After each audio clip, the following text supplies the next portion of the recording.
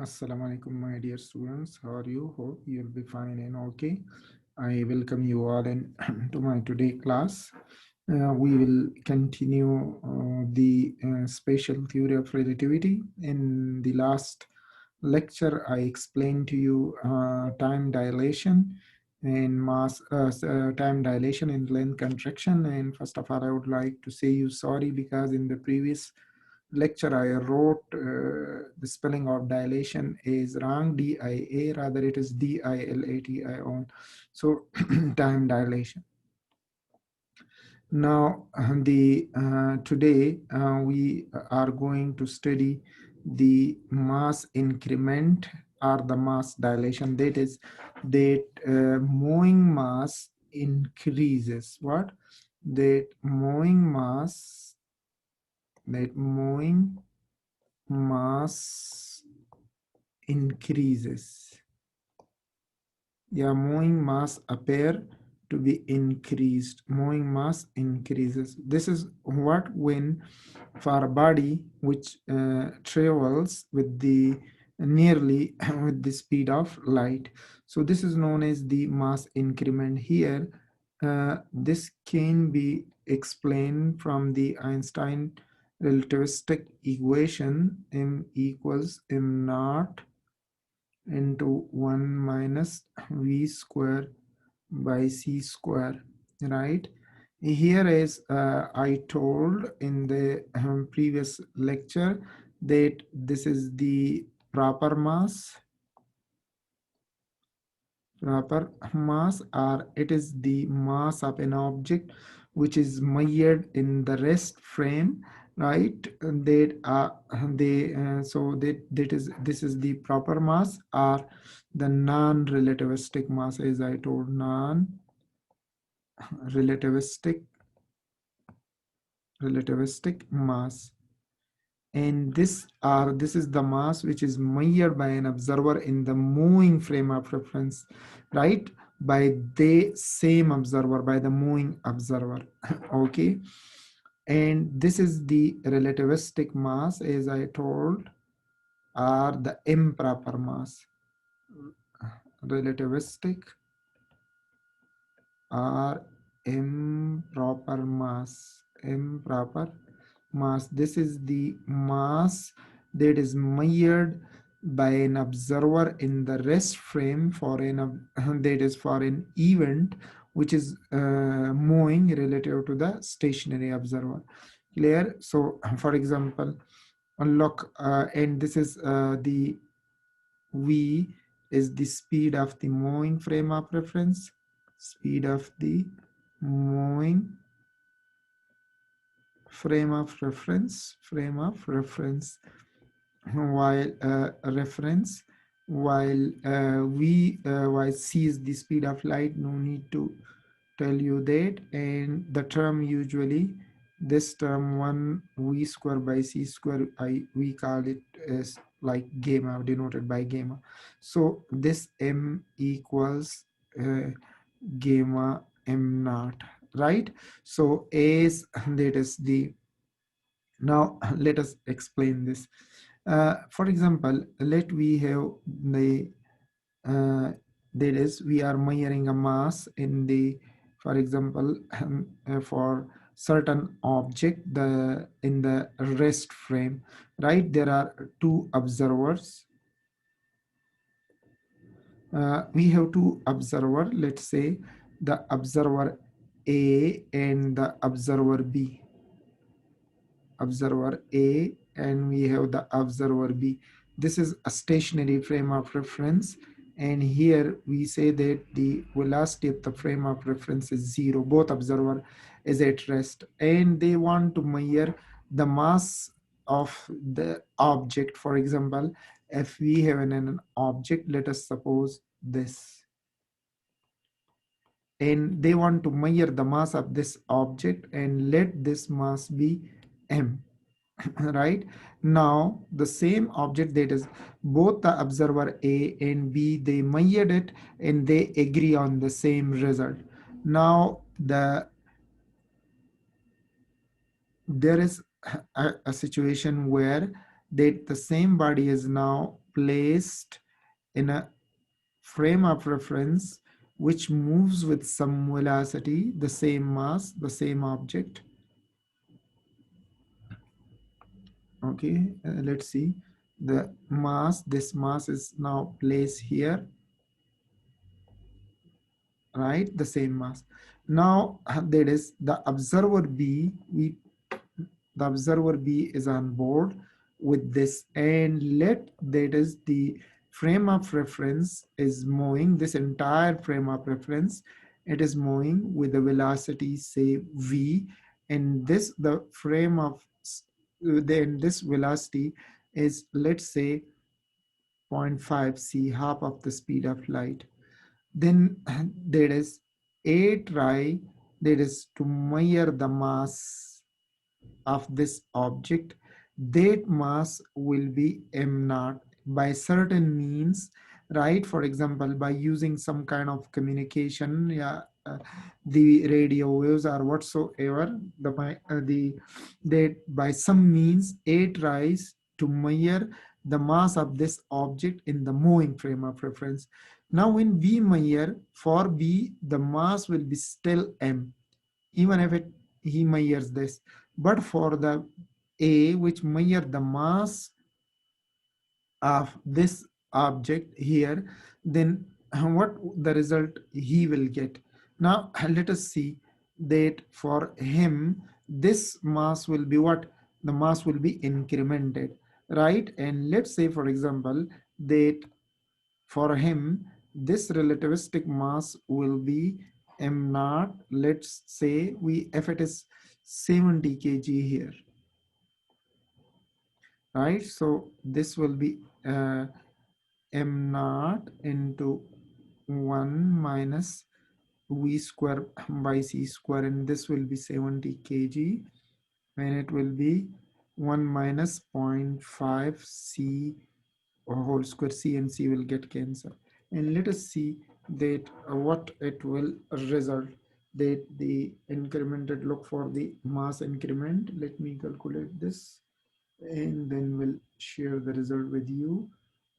This is the 70 kg, and then we have, let this is 1 minus 0.5 square. So this is around almost 81 kg, 81 kilogram, right? So the mass is incremented this much. So moving mass appears to be bigger. Now let us see that why the B wouldn't notice this thing. For B, since the relative velocity of the B with respect to this object is 0, and for him the result will be the same. And in the same way, if this object gain mass with the 0.5 c, so similarly the observer will also gain mass, right? And it will not be noticed. So for A, there will be a mass increment. Now this produce an interesting results. The first result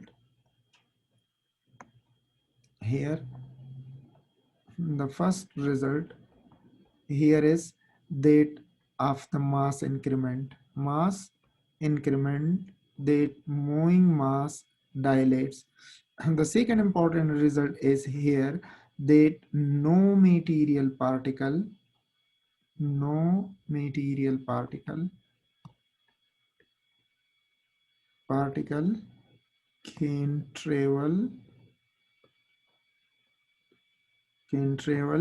with the speed of light, with the speed of light. So that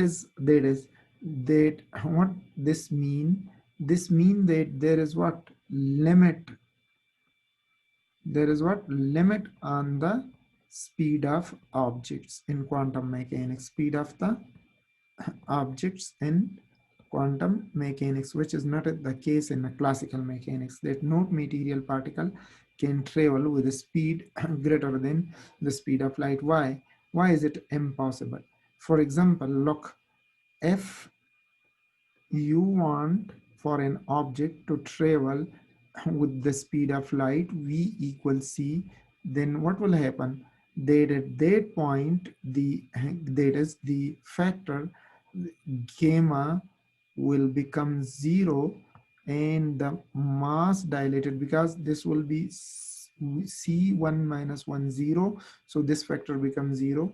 And what will happen here, that this, oh, sorry, this will be, as I wrote this, it is not like this, it will be gamma, right? Better I would write the gamma as 1 over 1 minus v square by c square, then it could be like the previous case. I'm sorry for that mistake. So let's see here that gamma is equal to what? 0, and this m naught by 0 tends to infinity. So you see that for v is equal to c, if v goes to c, this implies that m will tends to infinity. So if the mass increases by infinity, then you already know F is equal to what? M into A in a classical physics, like that F by M. So what does this means? That F infinity, mass tends to infinity, that what happens? There will be, to produce this infinite acceleration, we have what? Infinite force. To produce much energy or infinite energy, and infinite, that is, for C, we need infinite energy to accelerate the object to the speed of light, which is impossible. Which is what? Which is impossible. Which is impossible. Therefore, nobody can travel with the speed of light. No material particle can travel with v is equal to c. So this is the all about the mass increment, which is one of the most important aspect of the uh, special theory of relativity. The relativistic effect compensation can be made for the time dilation in, for example, in a satellite communication, or for the satellite, they adjust this factor. Otherwise it would be very difficult, or the precision of finding the position of the object on the earth will be much more available with greater uncertainty. But if we add the relativistic effect, then this will much reduced. So you can see the practical application of the special theory of relativity in those cases. Now, our next topic is the black body radiation. The black body radiation.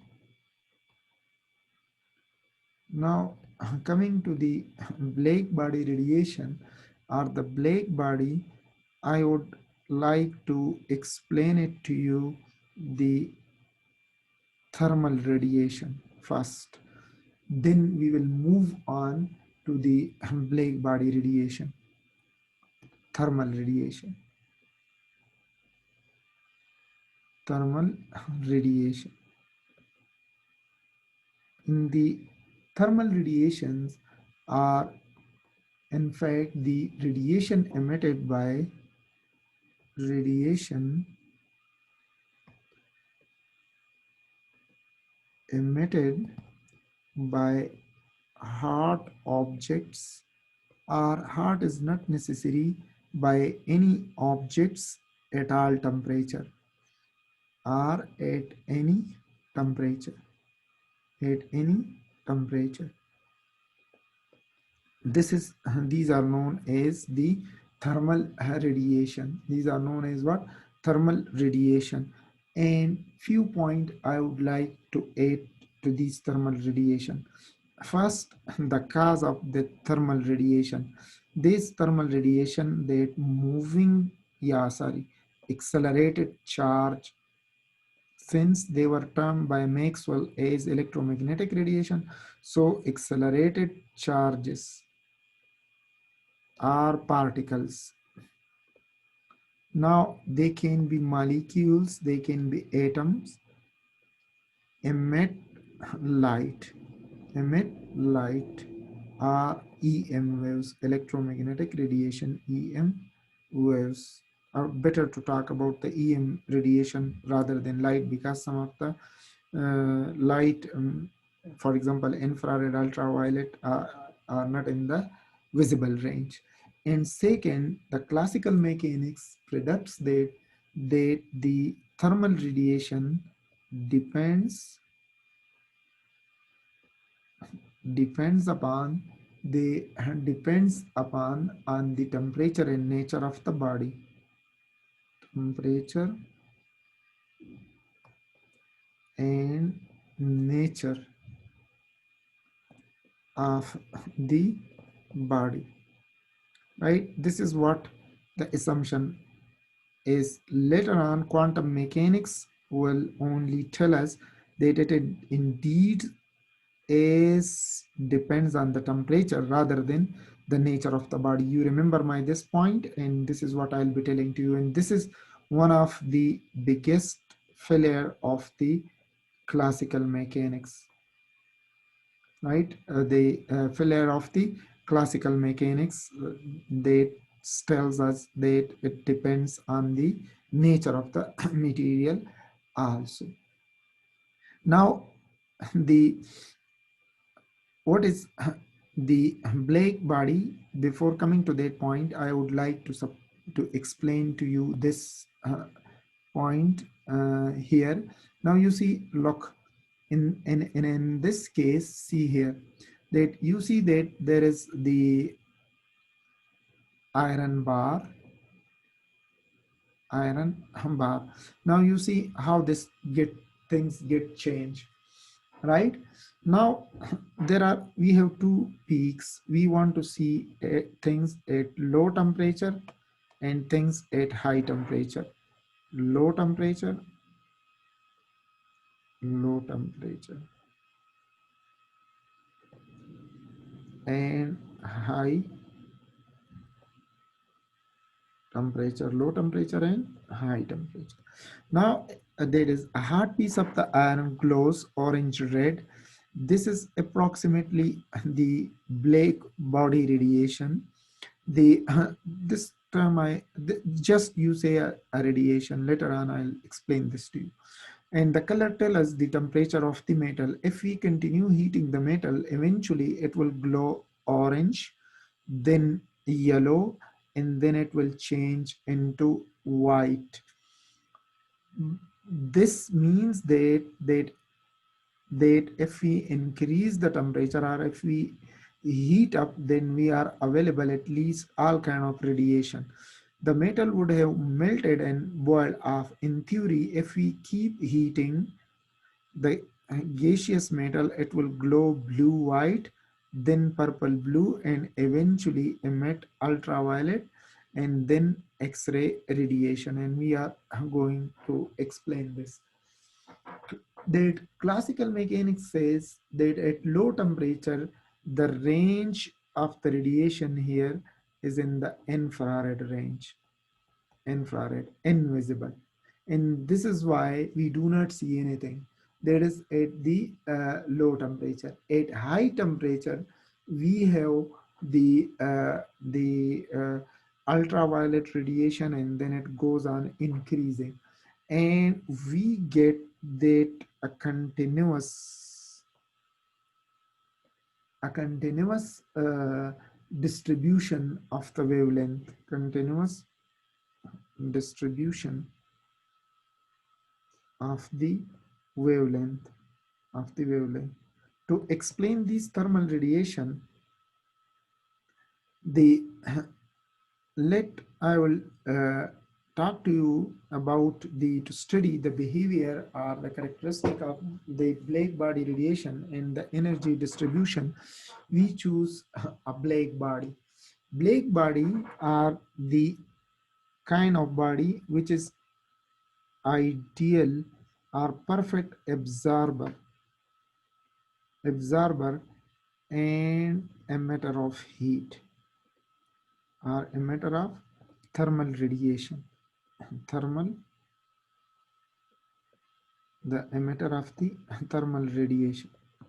Now, to construct a Blake body, let us consider the body which I label as a conceptual Blake body, because ideal Blake body does not exist. Here you see that we have taken a kind an object, right? A solid object, maybe you might say ceramic or whatsoever, like this one as you see, such that there is a cavity at the interior of the body, and it is all blackened by using black soot or whatsoever, such that there is only a narrow or small holes or gap through which the radiation can escape. And when these radiation, the escape radiation, when it is analyzed, then the spectrum obtained is plotted here, and we will explain this uh, spectrum. Now you see here that for your understanding, or for your, I just label the various radiation types and in their wavelength and the objects which they emit at various temperature. So here you can study, this is just for your general knowledge and need no explanation right over here. So you see here, look, the body, the Blake body, there is, when it is heated, right, then it, that is the, it will emit radiation also, right? When a body absorb thermal radiation, at the same time it emit also. The interior of the body is such that to confine the radiation into the body inside here, that the interior is made in such a way that all the radiation which falls here or which tries to escape, they bounce back inside the body because of reflection, and they are being trapped here. Only limited amount of ray, or only through this point the ray have the ability to escape. They can only escape at this point, right, at this entrance, and then it is then analyzed by using the spectrometer.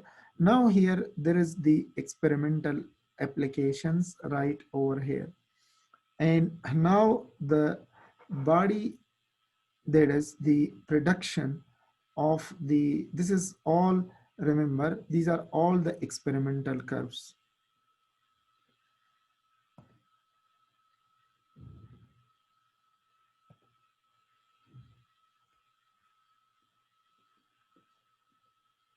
This is what obtained from the experimental. This is the experimental curve as you see. It is plotted here like this one. Now the experiment tell us that, for example, if you increase the temperature, then what should happen? That the theoretical curve, this, it should, energy should be evenly distributed, and this is theoretical curve. Theoretical curve, that for increasing the temperature, the energy should be directly increased, and it should be like in a linear proportional shape, where the experimental graph for the various temperature, as you see, for the 300 Kelvin, for the 300 Kelvin, for sorry 3000, 4000 Kelvin, 5000 Kelvin, and 600 Kelvin, and 7000 Kelvin. Here you see the distribution of what, the distribution of the energy. Here this is the wavelength. The wavelength is measured in the nanometer.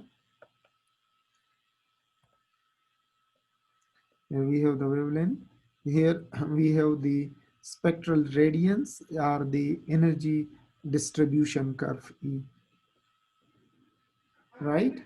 Now the experiment shows that the Blake body spectrum depends only on the temperature of the object and not what is it made up of. This is what predict the classical mechanics. An iron horseshoe and a ceramic vase and a piece of charcoal all emit the same Blake body radiation spectrum if their temperatures are the same, which the contradicts the classical mechanics, where the classical mechanics says no, because in the classical mechanics it depends on the nature of the material also, or the nature of the surface of those material also. Different surface would emit different energy level, right? So that needs to be explained so the classical mechanics fails to explain this spectrum of the radiation.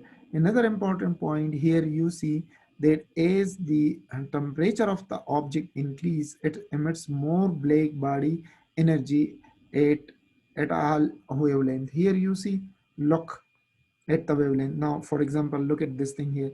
As you see that if you increase the temperature, look at this temperature, look, this 6,000 temperature you see is greater than 5,000. So it is rich in the wavelengths. It emit more wavelengths than what? Than the 5,000, then at the 5,000 Kelvin. Second, you see that as the temperature of an object increases, the peak wavelength of the black body spectrum becomes shorter.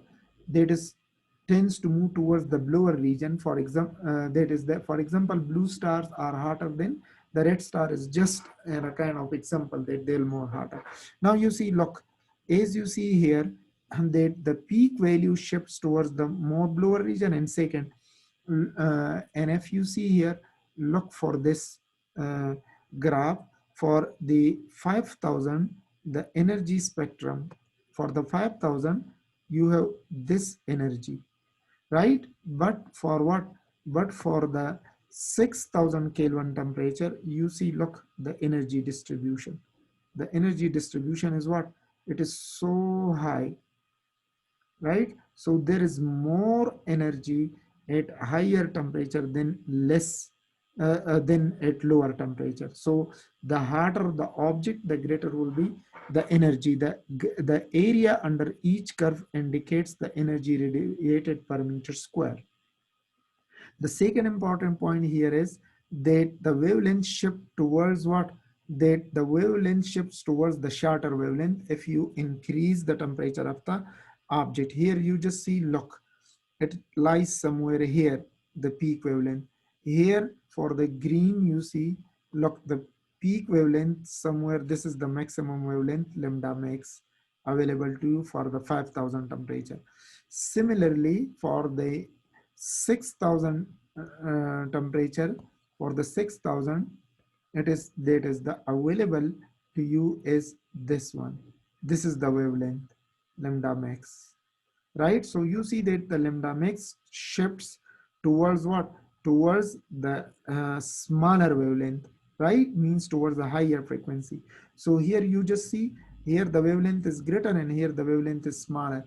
And then you see for the, that is for here for this temperature, for the temperature of 7,000,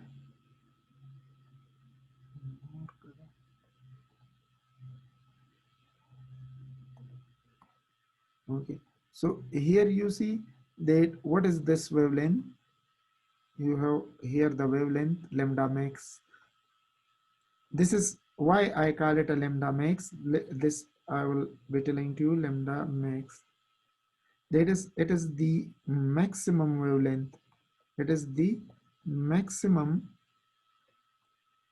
It is the maximum wavelength at a particular temperature. At a particular temperature, right? Beyond which, when you beyond which that further increase in the temperature causes what? Decrease in this wavelength, right? The wavelength decreases and the wavelength decreases, and the that is the frequency increases. So here you see that this is the peak wavelength, right? And here that is the energy is what? The energy distribution is maximum, right? So that is what the kind of situation where the classical mechanics fails to explain this graph. Here you see that the black body spectrum always becomes smaller at the left hand. You just see, look, it always becomes smaller, and what at the left hand side, that is shorter wavelength at high frequency side. This is what shorter wavelength. So this is what we have, the high frequency side, higher frequency, right? So that is the outcome of the graph. The classical outcome of the graph here is that number A, the experimental fact about the black body radiation. The black body spectrum depends only on the temperature of the object and not what it is made of iron, horseshoe, or ceramic vase, or the piece of charcoal. All emit the same black body spectrum if their temperature are the same. This is against what? Against the classical mechanics. The classical mechanics or Newtonian mechanics, where it says that it depends on temperature.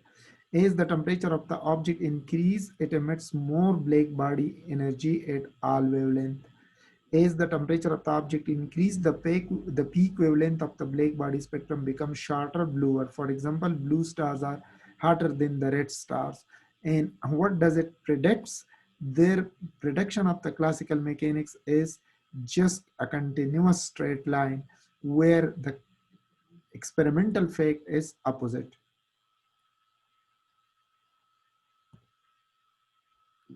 Where the experimental fact is opposite.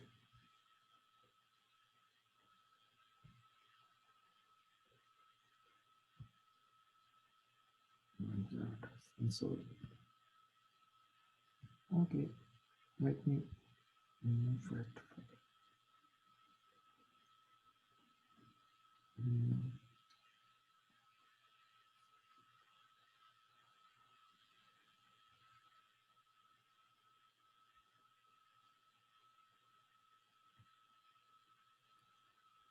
Let me place it here.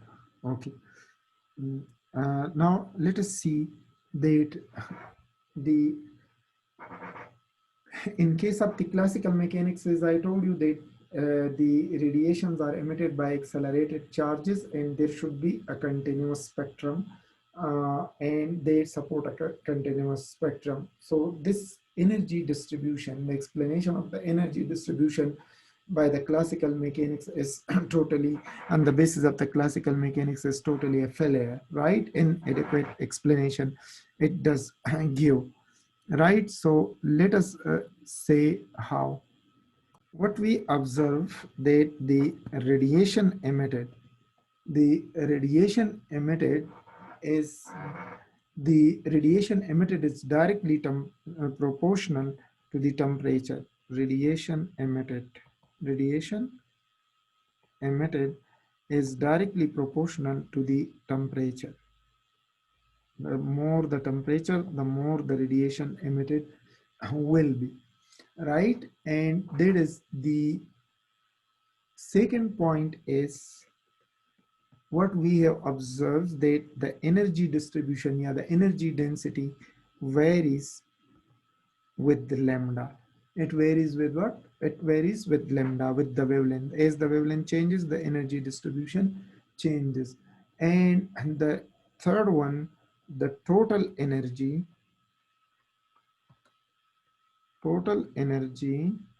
is directly proportional to the increase in temperature. Temperature.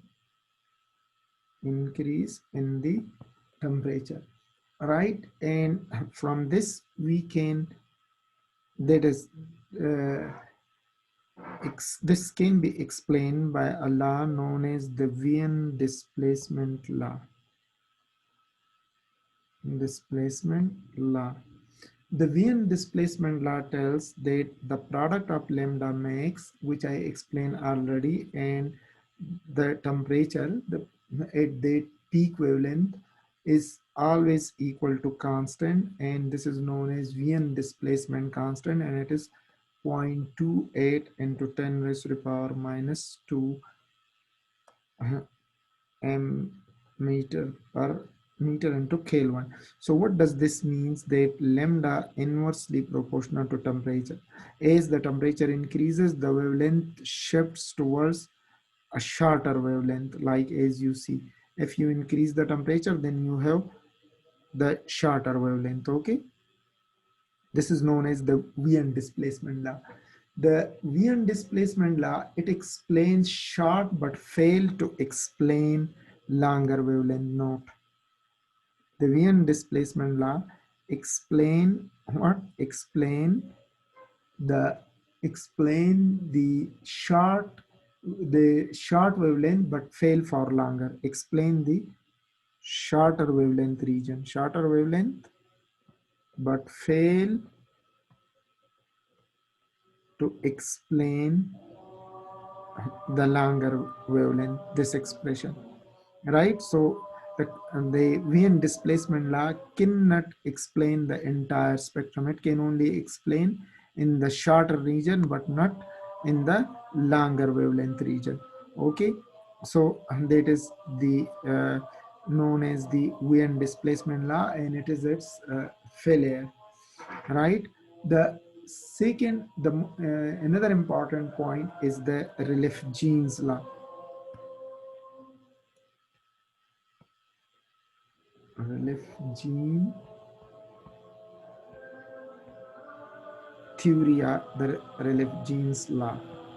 This law or this theory can only explain what? Can only explain the energy distribution curve, the energy distribution, the energy distribution curve in the longer wavelength region, in the longer wavelength region, but fail to explain in the shorter. So again, insufficient information explained in the shorter region, in the shorter region of the wavelength. So that is what I want to say, is that it can only explain you this part of the spectrum, right? But cannot explain the shorter wavelength. Okay, next is the next one is the Boltzmann law. The Boltzmann law, yeah, Stefan Boltzmann law, and that tells that energy is directly proportional to the fourth power of temperature, or that if you double the temperature, energy increases 16 times. So this is known as the Stefan Boltzmann law, and this is known as the Stefan Boltzmann constant, and it equal 5.67 into 10 raised to the power minus 8 watt per meter square, like this, to the fourth power of the temperature. So this is the all explanation of the classical mechanics, right? And the classical mechanics fail to explain the nature of the energy distribution curve. Then there comes Planck's, and the Planck explanation is based on the quantum theory. And here I will only explain the results and not the derivation. Planck's quantum theory of the baby radiation. Quantum theory around 1900 century, like that, right? He has the explanation in a different way. That is the classical mechanics sense that the outcome of all these explanation is that as the radiated charge, what they that is the accelerated charge radiate energy, and there is no limit to which the energy can be radiated. Means, for example, that if you increase the temperature, the vibrating energy, the kinetic energy of the vibration, because it is purely the function of what? The function of temperature. So its kinetic energy increases, right? If you increase the temperature and the vibrational motion increases and the radiated energy increases, right? So there is no limit on that is the classical mechanics place no limit on the frequency of the vibrated molecule, which is uh, not successful statement in explaining this graph, right? So that is one thing which the Planck will adjust or correct, because that hotter objects means more vibration and more energy of light or more brighter light, and that is what we do not see in the energy distribution curve. So Planck's here to explain, and the outcome of the Planck research is this one, the first one, that vibrating molecule energy is discrete. Vibrating molecule energy is discrete. The first statement, right, which is contradicting the continuous energy spectrum here, like it is just like that in a stationary waves only discrete set of frequencies were possible. Here the same things comes here, they are what, that there is the discrete set of energy, right? That each frequency of the vibrating molecule, that is according to the classical mechanics, each frequency of the vibrating molecule should have the same energy, right? That is wrong, right? And what does this really means? That energy is not shared equally by the particles, right? Energy is what? Energy is not shared. Energy is not shared equally, unlike the classical mechanics. Equally, energy is not shared equally by the particles. Let's say electrons, I would like to tell, by the particles, right? By the vibrating particles. And electrons vibrating at different frequency, yeah, simply electrons vibrating vibrating at different frequency, at different frequency, at different frequency does not share, does not share same energy, same energy. That is the statement of this one. That is R. What we can say more sophisticatedly here, that the energy radiations occur at different quantum states, right? Yeah. Okay, I will come to that later on. And this energy, it equals n into hf, and n is that quantum number which I told you, quantum number. And here it indicates the number of particles, the number of particles, all right, here.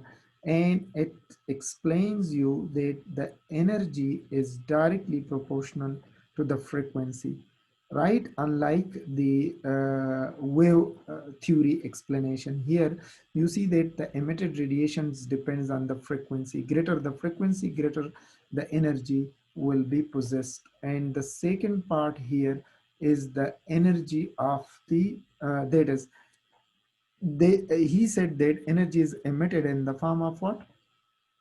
Emitted in the form of energy packets, not continuous energy. Energy packets, which he called quanta.